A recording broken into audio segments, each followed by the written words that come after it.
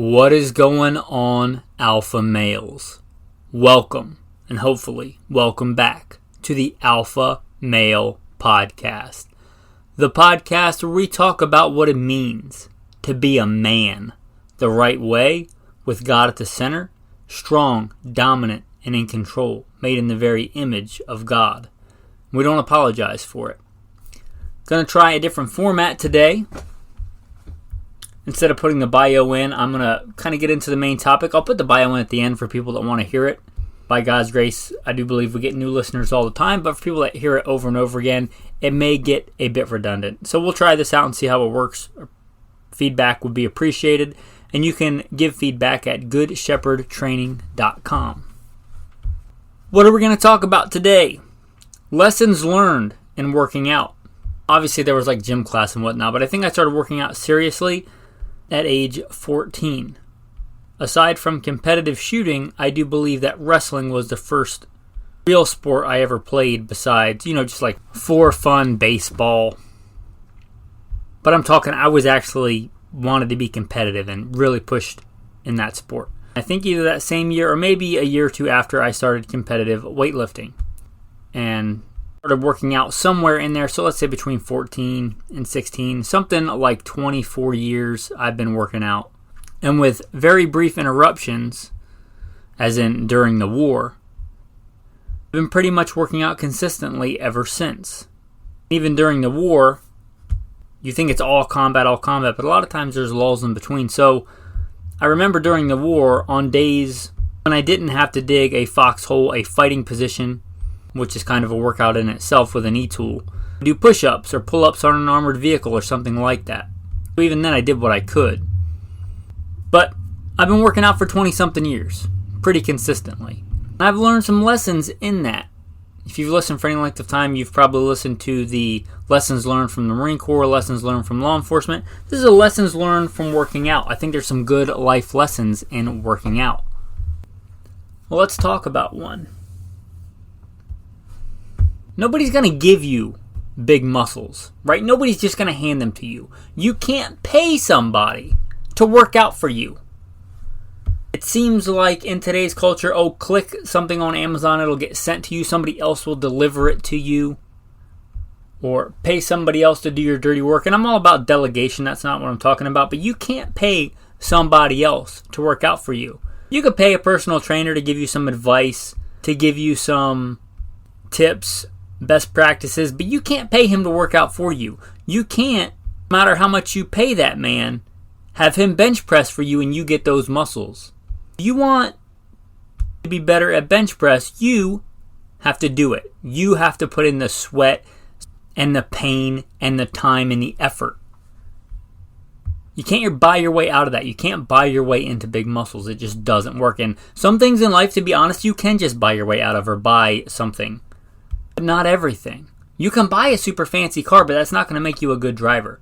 You can buy a super fancy gun, but if you don't go to the range and practice with it, it really doesn't matter how fancy it is. That gun's not going to shoot itself. That gun is just a vessel. The skill is in you, or the lack of skill is on you. You can't pay somebody else to make you a good shooter. You have to put in the time and the effort and the reps. There's some things in life you just have to do on your own if you want to see the results. Another one is, just like a microcosm, our muscles grow bigger. We grow stronger when we push through adversity, when we push through resistance. Literal resistance in the form of weights, or resistance in life, spiritual battles, resistance. Whatever the resistance is, we grow stronger by going through that. It reminds me of a verse in Acts, confirming the souls of the disciples and exhorting them to continue in faith, and that we must, through much tribulation, enter the kingdom of God. Likewise, you'll find in Romans. And not only that, but we glory in tribulations, knowing that tribulation produces perseverance, and perseverance, character, and character, hope. Now hope does not disappoint, because the love of God has been poured out on our hearts by the Holy Spirit who was given to us. I say again, we glory in tribulation, knowing that tribulation produces perseverance, and perseverance, character, and character, hope. It's the struggle that makes you stronger in working out. It's the struggle. One of the inside jokes my wife and I have when we're working out, I'm like, man, weights are heavy. Yeah, they are heavy. It's hard. If it's not hard, you're not pushing yourself enough. It's supposed to be hard. That's how that works. The resistance, the pushing through that trial and tribulation, and that perseverance is what makes you stronger. Again, that's a microcosm. Doing that with your muscles will make you stronger physically. Doing that in life will make you a stronger man, period. There are times, I will admit, that I go through spiritual deserts. There are peaks and there are valleys in life and in the Christian walk especially. The Christian walk is likened in the Bible to a race. It's not really as important what part of that race you're on. What's important is that you keep going, that you keep pushing, especially when it's hard. That's what makes you stronger. Another lesson. It's not the gear that makes you fit. That is merely a tool. Things can help. I've never had a personal trainer, but I could concede for some people that might help. I guess if you count my coaches when I was in high school for sports. But yeah, that's a thing. You can get a fancy gym membership to a really nice gym, and that does help a little bit. We're talking 5-10%. You can buy the fanciest, whatever, protein, and it'll help a little, a few percent. There's been times in my life where I've had a really nice gym. If you've listened, you know I live semi-nomadically. There's also times where I work out literally in the middle of the woods. I will do bench press or push-ups with my wife, or I will literally lift rocks or get resistance bands or go running, sprinting up hillsides, mountains. Would it be better to have a gym? Absolutely. I'm not going to lie, it would be better. Somewhere like LVAC, fantastic gyms. I can get in a little bit better shape with all the proper equipment with a designated preacher curl machine. But I can get 90-95% of the way there with very, very little. And you see that a lot throughout a lot of industries. People just want to buy stuff. They want to buy gear thinking it's going to make them good. You see this a lot. You probably know I do a whole nother podcast called Gunfighter Life. People think that they can just buy the cool gun, the Legion gun or the Wilson Combat or Staccato, and it's going to make them just an amazing shooter. It's not going to, and I don't really follow bodybuilding, but it's not going to do that. Buying that really nice Staccato is not going to make you John Wick. That's a fictitious character. Any more than going to the same gym, whatever, I don't even know. I'm just saying Gold's Gym is going to make you Jay Cutler. It's not the equipment that makes you stand out. It's the effort. It's the pushing. It's the repetition. It's the dedication.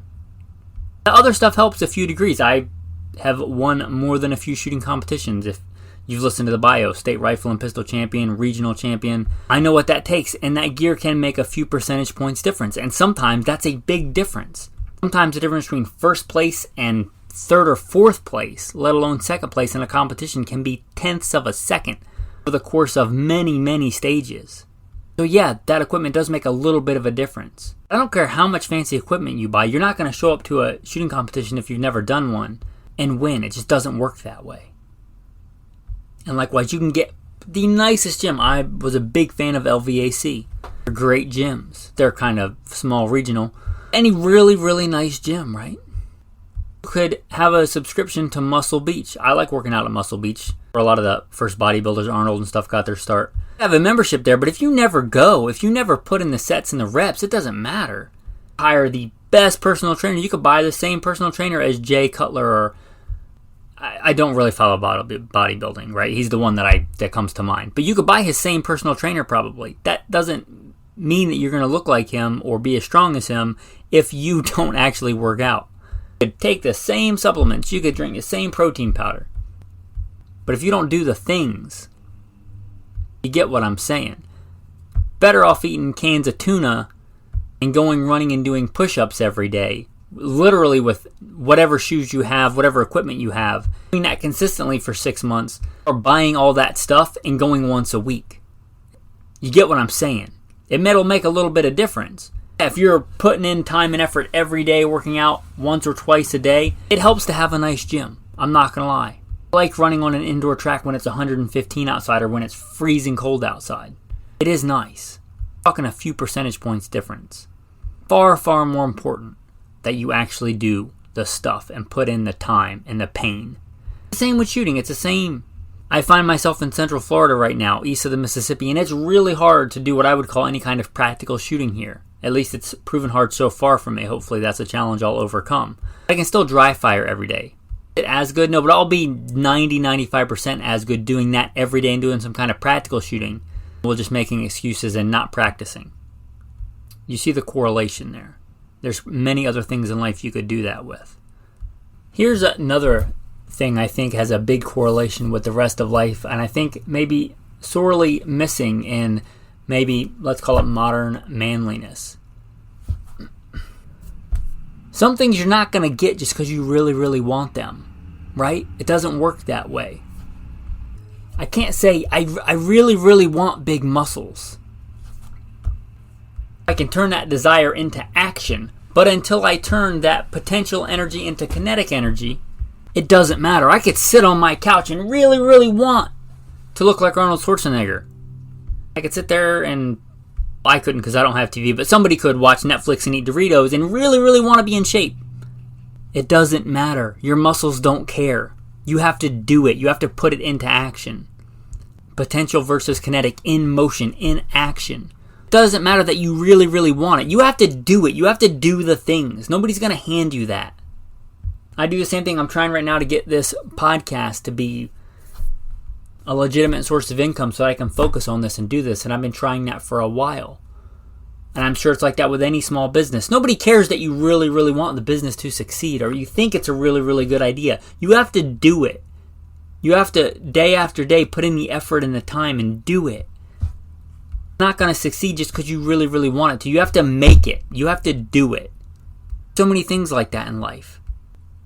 If you're a young single man, and I'm glad I'm not there, I'm glad I'm happily married. If you're dating, there's some weird circumstance. If you really, really like a girl, she's not going to go out with you unless you ask her.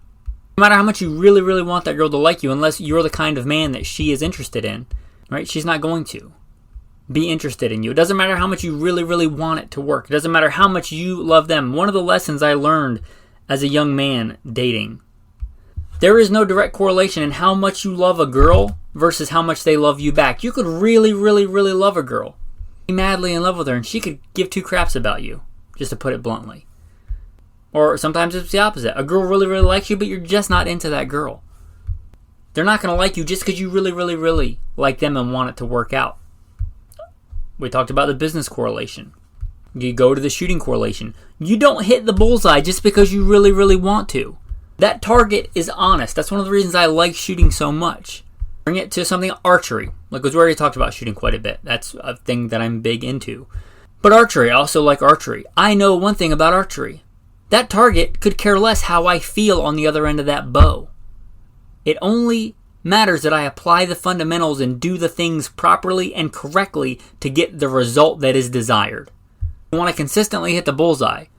A blind man can hit the bullseye once, but to consistently put arrows in the bullseye, that target does not give one iota how much I really, really want to hit the bullseye. I could have 20,000 people in a stadium really, really wanting me to hit that bullseye. That target does not care. No matter how much you might feel like a snowflake or that you really deserve it, that you really want it, that target doesn't care. You have to apply the fundamentals. If you don't apply them correctly and do proper execution of that movement, that arrow is not going to consistently go where you want it to go. Same in life. You may really, really want something, but if you don't do the things, where are you going to be? It's good to really, really want things. I don't want to put that the wrong way. You should have dreams. You should have goals. But what are you doing to fulfill them? If I really, really want big biceps, I have to do bicep curls. Probably have to do isometrics, and I have to do a bunch of different variations. Standing, reverse grip. I have to study what I want, put it into action, and do it repeatedly and get good at it and keep showing up even when I don't want to. You know how often, I guess that'll roll in a good segue to another lesson. You know how often I wake up and I'm like, I really, really want to go to the gym. Sometimes Sometimes I do. Sometimes I have not gotten enough physical activity and I wake up and I'm like, I just want to go work out. Most of the time, not sometimes, not every once in a while, most of the times, I don't want to work out.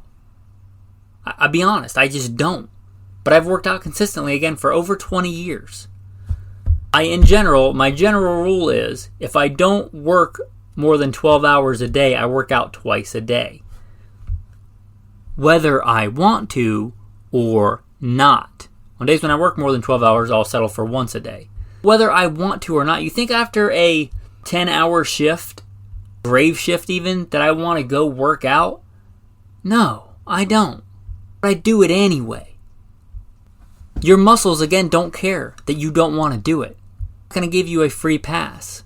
You have to consistently do it if it's the right thing to do to get you to your goals, whether you want to or not. And the majority of the time, I don't feel like it. I'm tired and I got a crappy night's sleep. Do I feel like going and bench pressing twice my body weight? No, I don't want to. I don't want to. I don't feel like it. Doesn't matter how I feel. Doesn't matter how you feel. It matters that you do it, that you do the right thing, whether you feel like it or not. If I'm being honest, I didn't grow up a Christian. I grew up a heathen. Sin will bring you pleasure. One of the big reasons people do it, right? Will give you pleasure. You might feel like doing it. Doesn't matter. You don't do what you feel like as a man. You do the right thing whether you feel like it or not. That verse in the Bible, when I was a child, I thought like a child. When I became a man, I put away childish things. One of the big turning points in my life is I realized that pleasure does not equal happiness. Again, pleasure does not equal happiness. We all have our favorite sins. I'm going to talk about a sin that I, thankfully, by God's grace, never had. But you look at a heroin addict. Somebody that does heroin, no doubt, gets great pleasure from doing that heroin. Will give you a short, fleeting, fleshly pleasure for a time. But in the long run, it leads to destruction. I don't think anybody looks at somebody that has done heroin consistently for a decade or 2 decades and says, that guy looks really happy. That guy looks really full of joy and fulfilled in life. That tree is known by its fruit, right? That's doing what you feel like versus doing the right thing. You don't live your life based on feelings. You do the right thing whether you want to do it or not. As a man, as an alpha male, you do what's right. You do what God's telling you to do, whether you feel like it or not. Talking about things you don't feel like? Jesus says, love your enemies. Pray for those who persecute you. Matthew 5:44. But I say to you, this is Jesus, but I say to you, love your enemies. Bless them that curse you. Do good to them that hate you, and pray for them which despitefully use you and persecute you. How often do you think I feel like doing that? Be honest, probably never ever. But I do it because God says to do it. And I trust, because I've learned the hard way many times, that God is way smarter than me. If He says to do something, and it's, let's put it this way, God is all good, and all good things come from God. If He tells me to do something, it is good for me. Whether I feel like it or not is inconsequential. If I did what I felt like, I'd probably have a TV and Netflix, and I'd probably sit there and eat Doritos and Oreos, and not go to the gym. That might bring pleasure. It's not going to bring joy and happiness and peace. That comes from doing the right thing, whether or not you feel like it. Sometimes you do feel like doing the right thing, and it's great. Sometimes you really don't want to, but you do it anyway because you're a man and you do what's right, not what you feel like. I think that's as good a place as any to start wrapping up the main topic of this show. If you want more about the actual working out and nutrition and stuff, I've done episodes on that. You can look those up in the archives. Appreciate the content. You see value in it. Make sure you like, subscribe. Hit some stars if you're listening on one of the popular apps if they allow it. If you want to contact me, goodshepherdtraining.com. Again, a new format. I'll do the tactical verse of the day because I don't want to leave it out. And then I'll put in the bio. If you want to just end it after the tactical verse, that way you can. I generally throw in a tactical tip at the end for those that want to stay tuned till the end. Tactical verse of the day. Come aside by yourselves to a deserted place and rest a while. We're supposed to walk as Jesus walked. Jesus often withdrew to desert or deserted or wilderness places. Solitude. Rest. Rest is also important for working out. Physically, mentally, for the soul, for the spirit. If Jesus did it, and we're supposed to walk like him, try and find a secluded place. Nature helps. Being out in God's creation, remembering his majesty, getting out of a cube. If you can, even if it's just for a little while. It's good. It does help facilitate joy and peace. The source of that is God, but it does help facilitate that, I do believe. Go for a walk in the woods or wherever you are that's outside, away from the hustle and bustle and the jarred, hurried anxiety of city life. With that, men, I'm going to put in the bio and tactical tip. So, who am I? Who is this person talking to you from across the internet? Why should you listen? First and foremost, I am a Christian, a servant of God, and a follower of Jesus Christ. God has blessed me to do many things in my life, for I could do nothing apart from him. U.S. Marine Corps combat veteran, did a couple of tours in Iraq. As an assaultman after my combat tours, I was an urban warfare instructor for the Marine Corps under Mojave Viper. Also served in the U.S. Army, both full-time and part-time National Guard. Also did several years in law enforcement, LAPD. I worked regular assignments and more specialized assignments. Been a private contractor for a 3-letter government agency. That's all I'll say about that. Been blessed to be a state rifle and pistol champion. And West Coast Regional Rifle Champion, won more shooting competitions with the talent that God's given me than I can actually remember. Was blessed to be the commander of a tactical team in a large metropolitan area. Our primary job, the reason we primarily existed, was to stop active shooters. I got the opportunity to head up and be the commander of that team. I grew up around guns, hunting and shooting and competing at a very early age. Been blessed to hunt all over this beautiful country, from whitetail on the East Coast to mule deer on the West Coast, and bear and elk and all manner of things. I've even been a professional big game hunter and guide. But again, most importantly, I'm a Christian. And I am your host, Michael Milito. I'm going to mention briefly, as a tactical tip, some of my staple foods. Simple, affordable ways to have a nutritious diet. One of my go-tos, the most common, and has been for years, dinner for me is 10 eggs. Eggs are a good source of protein. They're more expensive than they used to be, like 3 times, but they're still one of the most affordable sources of good, healthy protein. You don't need crazy supplements. Eggs. Also, peanut butter. If you can get peanut butter where the ingredient says, ingredients, peanuts, that's the kind of peanut butter you want. You don't need hydrogenated oil and added sugar. In fact, it's the opposite of what you want. If you can get peanut butter with the ingredients peanuts, generally like Walmart, Sprouts, things like that will have a version of that. Again, not overly expensive. A good source of calories, good fat, good protein. I would say go kill something and eat it, a big mammal. But in a lot of places, that's not really financially viable anymore, sadly. I like to hunt for meat, but in a lot of states, you're kind of hunting for sport at this point. If you can, venison, deer, elk, things like that make a really good protein source. Also, don't overlook geese if you're a hunter. Ducks and geese, something like snow geese with a liberal limit. Some places no limit, some places 15 a day. Doesn't take many days like that before you can exceed the weight of a deer. That's really good, high quality protein and fat. Phenomenal. Anyway, some ideas, tactical tip for good nutrition. But again, eggs and peanut butter. That's your tactical tip of the day. Also, a shout out, if anybody lives in Central Florida that has private property, not in city limits, that I could do some, what I would call just basic practical shooting on, drawing from the holster, stuff like that. If you wanted to help the podcast out that way versus Patreon, I will be a good steward of the land. I will pick up my trash, all that stuff.